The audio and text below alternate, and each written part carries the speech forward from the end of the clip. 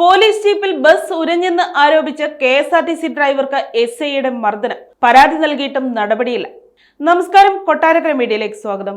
Police ജീപ്പിൽ bus ഉരഞ്ഞെന്നാരോപിച്ച് KSRTC bus ഡ്രൈവറെയും ഇവന്റ് മാനേജ്മെന്റ് ഉടമയെയും മർദ്ദിച്ചത് വൈക്കം പോലീസ് സ്റ്റേഷനിലെ ഗ്രേഡ് SI.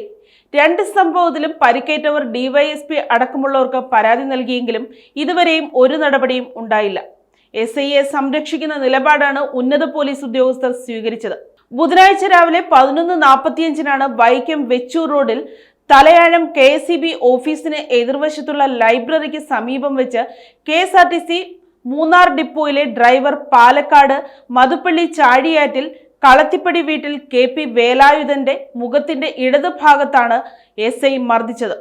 തലയാഴം പഞ്ചായത്ത് ഓഫീസിന് സമീപം വെച്ച് ബസ് പോലീസ് വാഹനത്തിന്റെ കണ്ണാടിയിൽ ഉരഞ്ഞതിനെ തുടർന്ന് നാട്ടുകാർ നോക്കി നിൽക്കുകയായിരുന്നു SIയുടെ മർദ്ദനം. വൈക്കം താലൂക്ക് ആശുപത്രിയിൽ ചികിത്സ തേടിയ വേലായുധനെ വിദഗ്ധ ചികിത്സയ്ക്കായി തൃശൂർ മെഡിക്കൽ കോളേജിലേക്ക് മാറ്റി. കണ്ണിനും ചെവിക്കും പരിക്കേറ്റിട്ടുണ്ട്. സ്കാനിംഗ് ഉൾപ്പെടെയുള്ള പരിശോധനകൾക്കാണ് വേലായുധനെ തൃശൂരിലേക്ക് മാറ്റിയത്. വേലായുധൻ വൈക്കം താലൂക്ക് ആശുപത്രിയിൽ ചികിത്സ തേടി നിമിഷങ്ങൾക്കകം തന്നെ അധികൃതർ പോലീസിൽ വിവരമറിയിച്ചു. സംഭവം പറഞ്ഞ ആശുപത്രിയിലെത്തിയ വൈക്കം KSRTCയിലെ ഉദ്യോഗസ്ഥർ മന്ത്രി KB ഗണേഷ് കുമാറിന്റെ ഓഫീസിൽ നിന്നുള്ള നിർദ്ദേശപ്രകാരം വൈക്കം DYSPക്ക് പരാതി നൽകി.